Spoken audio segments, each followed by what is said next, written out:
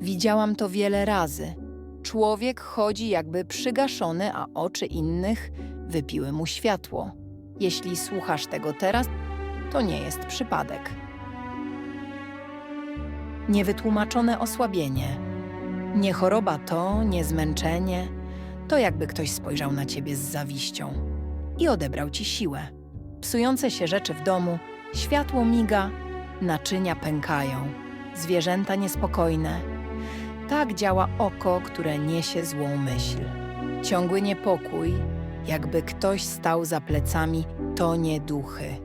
To energia, która przykleiła się do ciebie po czyimś zimnym spojrzeniu.